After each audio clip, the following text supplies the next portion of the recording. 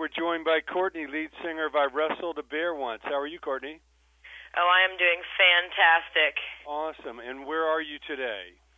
I am in Alabama today. I'm in the deep south visiting my dad and enjoying the nice humidity. Nothing like that southern humidity. By the pool. And where did you grow up? Well, I lived here till I was 15, but ever since I was 15, I've actually made a very big 180 into live in Western Canada.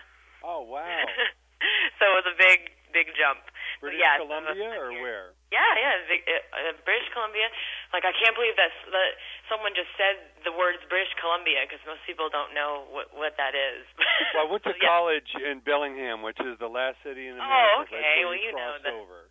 Yeah, I live in Victoria. I live on Vancouver Island. Oh my gosh! It is so we go to Bellingham when we want to go get good deals on clothes. I know. Fred Meyer and all the stores get a lot of Canadian license plates. And then we try to sneak it over the border. Well, there's certainly no humidity in British Columbia, that's for sure. Yeah, so me and Michael, who's in my band too, we're down here. We're in LA all last week shooting music videos, so rather than go home, and then just continue on, we're like, all right, Alabama it is. Wow. Well, I know the band's got a history that goes back to 2007, with Steven and Mikey in 2008, and of course Mike, Mr. Rickshaw there in 2009. Now, you are the newest member of the band. I know you filled in at one point and now became the new lead singer. Talk about the turn of events that would cause you to become the leader. Yeah. The lead singer. Well, it's a story that gets me really excited to say, because we never really no one really ever asked me about it, but it was a very dramatic story. Like, it made for a good story. So I'll give you the guy version of it, the shorter version, and not my 25-minute giant epic story that I usually tell. But I was just at my job, and in Victoria, and I was in a band there with Michael, who's in my band now, and with my brother, and just living trying to make it, but I still had school and my job and stuff, and I wanted to be I wanted my profession to be a singer, and I was trying really hard. But then I was at my job, and I worked at a yoga store, and the manager of I Wrestled a Bear Once called me when I was on my break and said, "Hi, I'm I Wrestled a Bear Once's manager. Their singer just quit Warped Tour today, and we were wondering if you would fly out here tomorrow and join us up on Warped Tour and finish Warped Tour." And there's a month left of Warped Tour. So I Wrestled a Bear Once was one of my favorite bands. So, I was like, "Oh my God, one of my favorite vocalists quit the band. That's terrible." But then I was like, "Wait a second, I get to be the singer." So I went home. I did a load of laundry, got on a plane at 5 a.m. the next day, and I had never met these guys. I just I quit my work. I said, "Oh, guys, I got to go join this band and go play Warped Tour." And they were like, "You go, girl, go do it." And I met all these guys, and I was like, okay, I'm about to go live on a bus with 20 random dudes that I've never met before, and I met them all on 4th of July because they had a day off after Warped Tour, and they were all partying at this big house, and they were all drunk and sunburnt, and I remember that very vividly. They were very tired because they had been through a lot of stress in the last 24 hours. And I just came in and gave them all a hug, and I was like, "We're going to do this, guys. We're going to finish Warped Tour. I got you." And they were very, and likewise, they were very caring to me, and we all pretty much immediately became best friends. And then after about a week of Warped Tour, they were like, "Do you want to come on our world tour?" And so I did that, and no one really even had to ask me, did I want to join the band. It just kind of, after the first show, it just was it was just fate. For us, it was like destiny to be together. It was really weird. We all just immediately clicked. And yeah, so it was a very stressful month, we'll just say that. Well, things could have ended up so differently if your boss wouldn't let you go, or for whatever reason you couldn't jump on that plane. Or if I was, or I also, they thought I was Canadian, but I happened to be American, so I could go back and forth from country, not get a work visa, and not have to sneak in, so that was lucky too, because I could have gotten turned away at the border or something. So you're actually a dual citizen?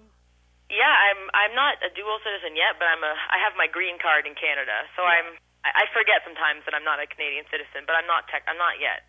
So yeah, so it turned out it was amazing. It turned out it just was perfect timing, and it turned out really well. And I got to join at a very, very fun time where we did Warped Tour. So my first tour ever was with that, and I didn't ever even practice with my band until like about a month and a half later. I had my first band practice after I'd already done Warped Tour. That's crazy. So you obviously knew some of the songs and just hit the ground running. You just had an open mind and I just was like, okay, I kind of know these songs, and I just listened to them as much as I could on the plane. But as you can imagine, I had like a lot going through my head. And so did they give you the set list in advance? Yeah, they told you what songs they did. They told me the songs, and I didn't have them. My computer had gotten. I was getting so mad because my computer had gotten wiped out. Like a bunch of my music had gotten deleted off my computer, and I didn't have their CDs on my computer. So I was like frantically trying to illegally download their album that night. But the band released all these fake torrents of their music, so it plays like 30 seconds of their song, and then it plays "The Bird Is the Word," that song. Yeah. So I was getting so mad because I was trying to download. I'm trying to legally songs so that I can learn them. It's just this damn Bird Is the Word song. Wow. So they had Surfing Bird up there instead of theirs.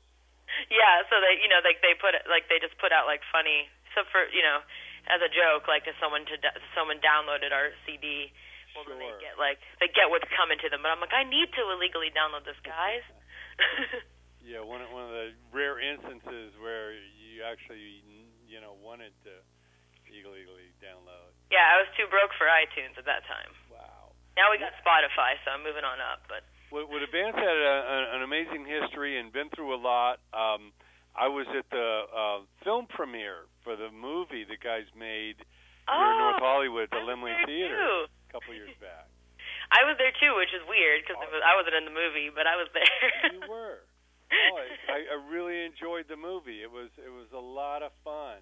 What kind of feedback have you guys gotten, on the movie? Oh, it's meant to be campy. It's meant to be over the top. So I feel like our fans get that that's kind of just something that we enjoy.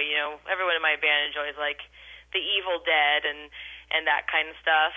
And it's kind of like your rock and roll high school to the Ramones. Yes, exactly. So it's just meant to be it's low budget in a loving way, and it's meant to be over the top.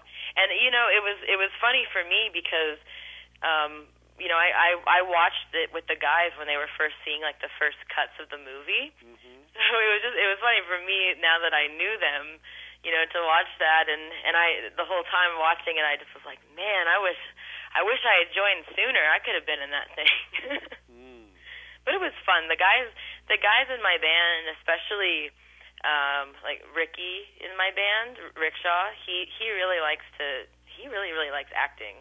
So it was just a fun way to it was a fun way for my bandmates to be themselves but still be funny and kind of take that the theme of most of their music videos, which is to kind of be it's just straight up camp, very campy, very winky, funny, goofy stuff. And it was kind of a way to extend that into 90 minutes. So that was awesome. I still, every time I go in my hard drive on my computer and I see a very scary movie in there, I'm like, I cannot believe that my friends made a damn full feature-length movie. Yeah. I had no idea what to expect going into it, but like I say, the theater's right up the street from me, and I went, and I was pleasantly surprised. And I had all the guys sign one of the movie posters, and it's in a big frame right here on our office wall. Oh, that's so cool. We see it every day. But Yeah, well, I probably awkwardly signed by Krista, the old singer. I probably awkwardly signed next to her face too. So yeah, we really have a lot of support, for bands and creative people to just go out and do it. Don't worry about that you can fail or take a risk. So much greatness has been from people that just did it. Yeah. Well, they were thinking outside the box on that. If someone said we would like to make another movie, part of me would go, maybe we should put that towards something else. But the selfish part of me, that just wants to do what I want to do, I would say, yes. Well, yeah, let's do it. It separates you guys, from the pack, because really, it's been real easy to. Give up in the music business these days with all the changes and challenges. But, hats off to any band like you, not only making a record, but going out there and touring it, and certainly thinking outside the box, doing your own movie or, what you do. Tell us all about the new record and what the process is like, making new songs with the guys and, what you feel most proud of accomplishing with this album.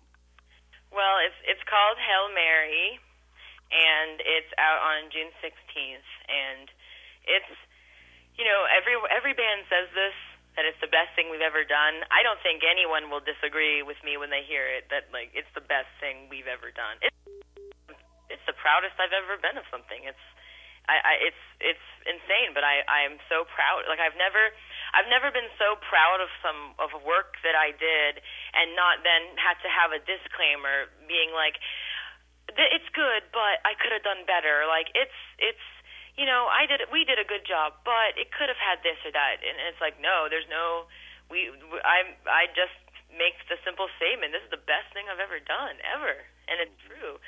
So I'm really excited to finally, I've been listening to these songs since September, so I'm excited to it's only a month and a half away or so till, everyone else gets to hear it. So this time working on the record, it was really cool because my boyfriend Michael is in our band now. Yeah. And we hadn't announced him in the band. He's been in our band since 2013, but we just, we never made a big deal of it. We were just like, we put out a record, we'll let everyone know. We'll let everyone know that you're our main girl now and not our side chick.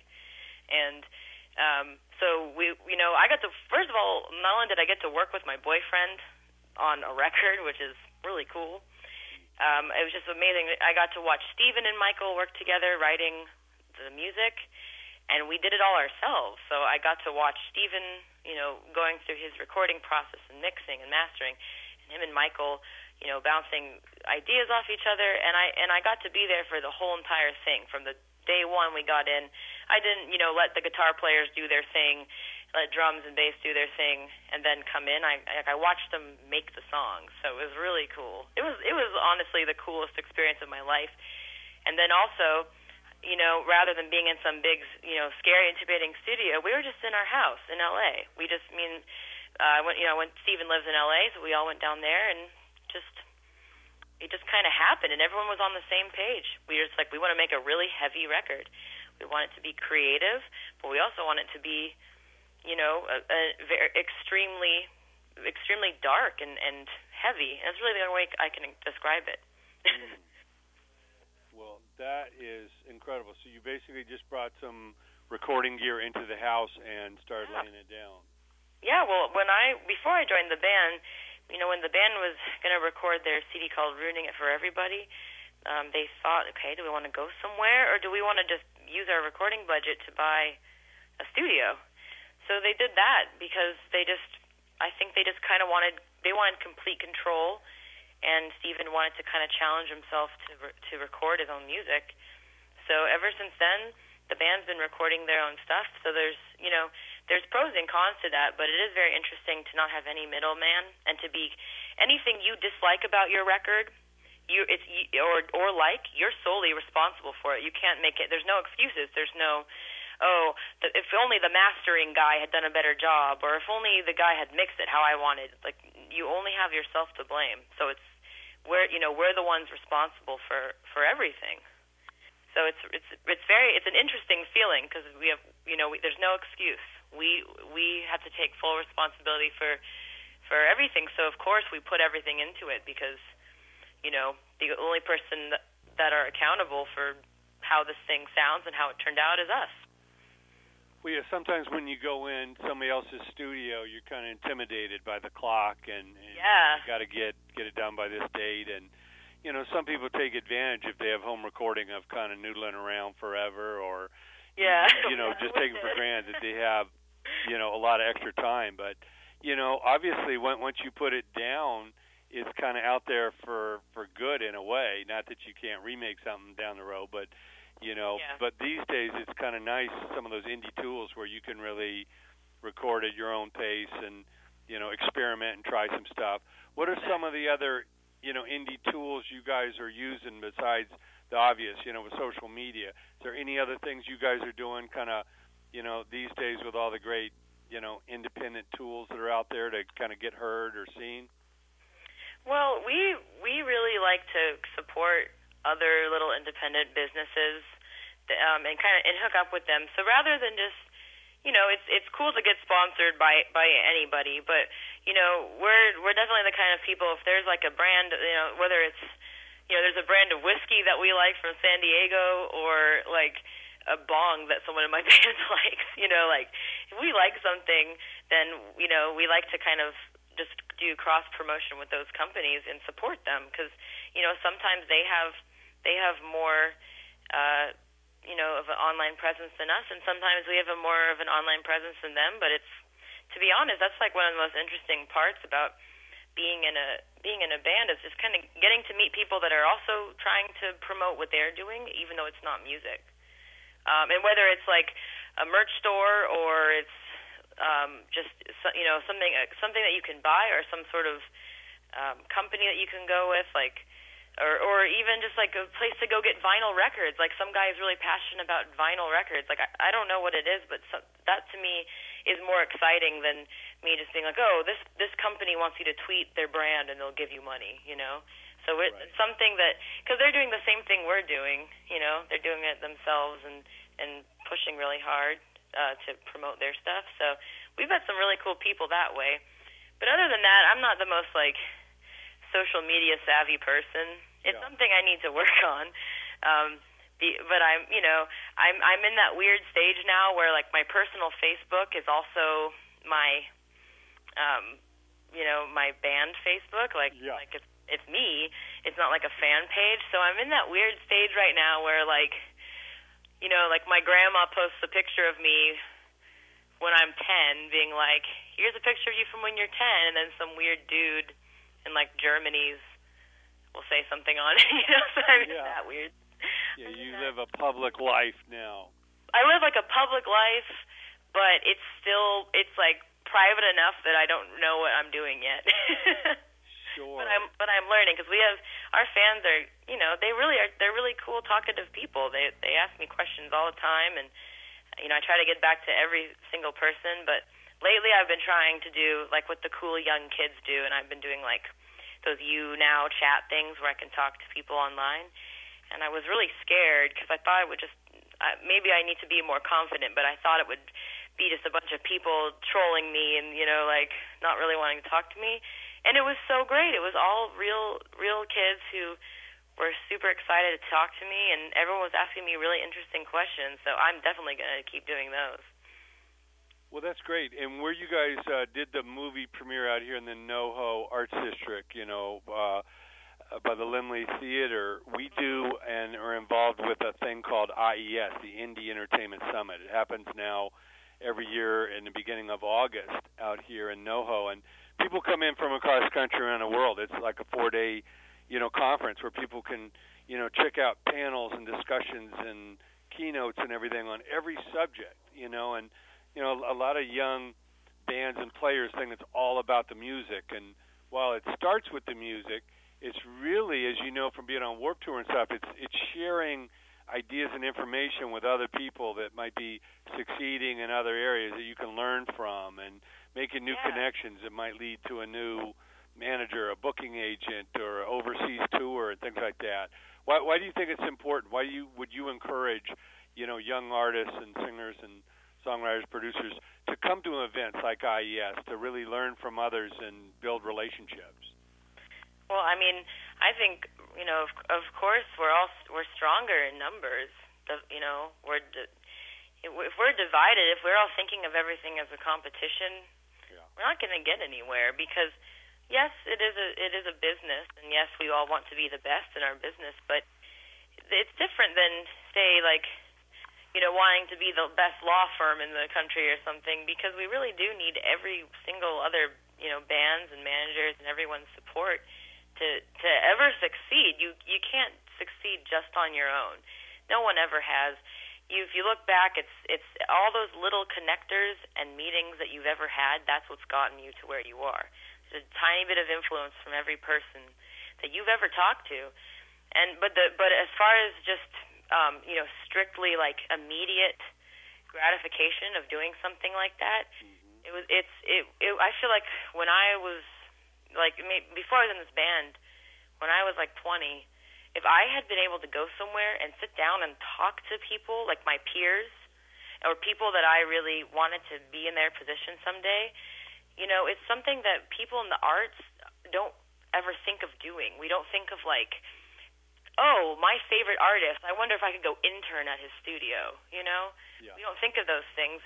We think of like, is it a competition? I'm on my own. I can't ask anyone anything. But really, you need that, like, that you almost need like that volunteer experience in a way. You need to talk to people, and they're the ones that are going to help you, move up faster. So I think that like anybody who has the chance, especially if where you guys live, every artist in the world basically moves there to make something of themselves. Sure. Like you can't not. You would be foolish to not try to tap into that resource. Well, yeah, I always say, surround yourself with people that do what you're trying to do better than you. That's how you're going to learn, by being around and doing. And there's not that many forums these days that all the bands and artists are kind of doing their own thing, but to be able to come together in an event and share information of how it's working for you or what doesn't work, and process of elimination and sharing, brainstorming ideas. It's so many people get so much out of it.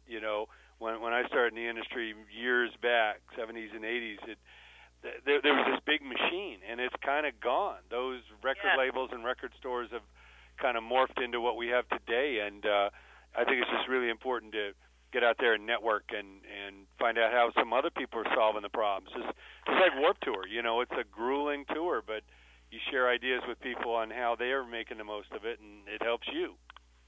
Yeah, and it's, since most stuff is, online social media stuff now, I feel like a lot of us, we think that networking means sending a link to someone and saying, hey, check out my band, right. But that's not. That's a cold call, like we're to be able to come to some sort of, giant conference. I mean, you got to take, especially if you live in Southern California, you got to take advantage of that. Well, really, wherever you are, get here, because that's where the experts are. Yes, it's worth it. You might be in the middle of nowhere in Arkansas or New Mexico. I grew up on a damn island in Canada, and before that, I lived in the middle of Alabama, where there's the only thing to do is go to the mall, and so you know what I mean. Like I would have given anything to go. I think that if I had been able to do that when I was younger, I mean, I'd like to come to that now. Sure. So yeah, everyone find out about that. No matter if that's 10 hours away from you or it's down the street, like there's creative people everywhere, and they got to get together. Well, it's IESFest.com, and if you guys are off the road, we definitely want to invite you. And we love that. We certainly wish you best of luck on the new album, and please give our best to the guys. We can't wait to see you on the road. Thank you so much. And this is my first interview I've done in like 2 years, seriously. Oh, well, thank you so much for I know, I was like, sharing it with us. Thank you. I went to the Waffle House with my family in Alabama, and I was like, I got to get home. I have my interview, guys. Well, Move thanks, over, Courtney. Grandma and Grandpa. We can't wait to see you rocking on stage. Awesome. Maybe we'll get to see you. When is? Tell me again. When? It's August 5th through the 8th. So if you guys are off and Steven and you guys are back in LA, we want to invite you. We'll pay tribute to your road warriorism and the new album and everything. Thank you. Thanks for everything, man. I really appreciate it. Thank you, Courtney. See you soon. Bye. Bye. Can we get